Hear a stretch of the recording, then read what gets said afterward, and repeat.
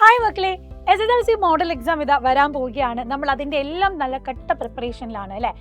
ഈ ടൈമിൽ നിങ്ങൾ എല്ലാവരും ആഗ്രഹിച്ച് നിങ്ങൾ എല്ലാവരും ഒരേപോലെ തന്നെ ഇൻബോക്സിലെ മെസ്സേജ് ആയിട്ട് ചോദിച്ച ഒരു വീഡിയോ ആയിട്ടാണ് മിസ് വന്നിട്ടുള്ളത്. നമ്മുടെ ബയോളജീൻ്റെ കംപ്ലീറ്റ് വെയിറ്റേജ് പറയാൻ വേണ്ടിയിട്ടാണ്. നമുക്കറിയാം ബാക്കിയുള്ള ചാപ്റ്റേഴ്സ് അല്ലെങ്കിൽ ബാക്കിയുള്ള സബ്ജക്ട്സ് വെച്ച് നോക്കുമ്പോൾ നമുക്ക് ബയോളജിക്ക് ആകെ 6 ചാപ്റ്റേഴ്സേ ഉള്ളൂ. ചാപ്റ്റർ കൊണ്ട് എണ്ണം കുറവാണെങ്കിലും നമുക്ക് പഠിക്കാൻ ഇഷ്ടം പോലെ കോണ്ടന്റ് ഉണ്ട്. പഠിച്ചാൽ തീരാനും കുറേ ടൈം എടുക്കുന്ന കോണ്ടന്റ് ആണ് നമുക്ക് ഈ 6 ചാപ്റ്ററിലായിട്ടുള്ളത്. അപ്പം നിങ്ങൾക്കൊക്കെ ഡൗട്ട് ഉണ്ടാകും, നമ്മൾ ഓണപരീക്ഷ തൊട്ടേ പഠിക്കുന്ന ചാപ്റ്റേഴ്സ് ഉണ്ട്, ക്രിസ്മസ് എക്സാമിന് പഠിച്ച ചാപ്റ്റേഴ്സ് ഉണ്ട്, ഇപ്പോൾ റീസെൻ്റ് ആയിട്ട് പഠിച്ച ചാപ്റ്റേഴ്സ് ഉണ്ട്.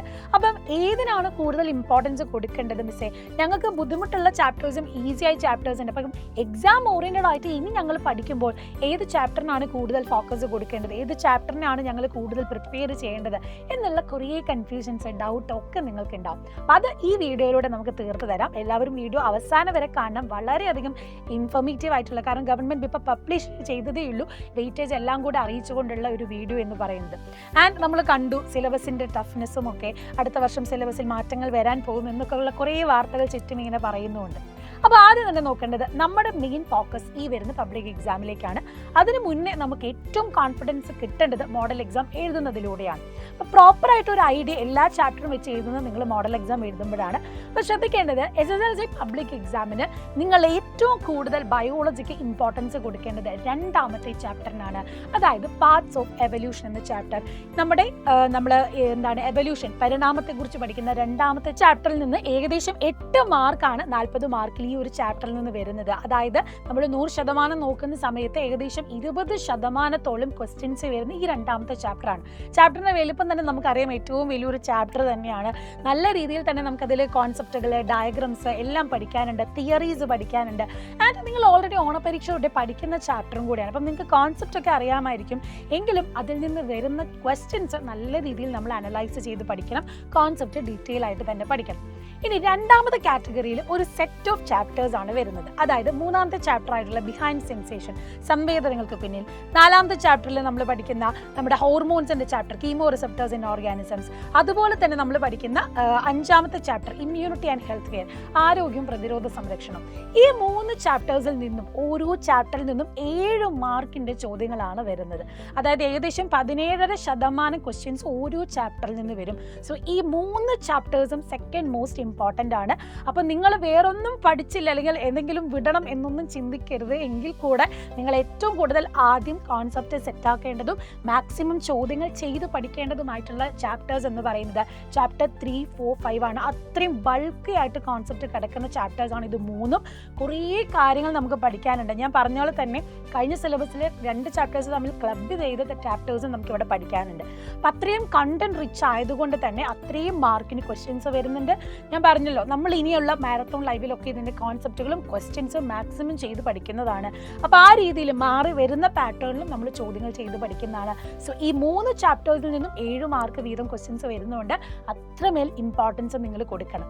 അപ്പോൾ ഇനി നമുക്ക് വരുന്നത്, അതായത് ഇപ്പം നമ്മൾ 4 ചാപ്റ്റേഴ്സിൻ്റെ കേസ് പറഞ്ഞു.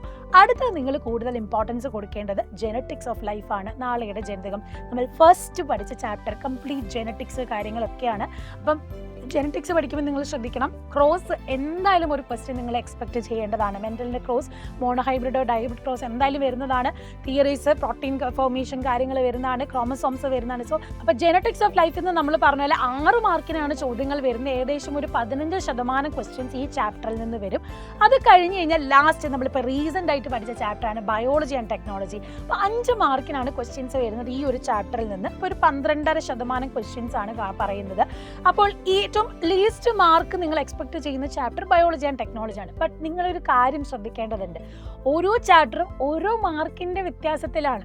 ബാക്കി പറഞ്ഞ ചാപ്റ്റേഴ്സ് 8, 7, 6, 5 ഓരോ മാർക്കിൻ്റെ ഡിഫറൻസിലാണ് നമുക്ക് ഈ ചാപ്റ്ററിൻ്റെ വെയിറ്റേജ് വരുന്നത്.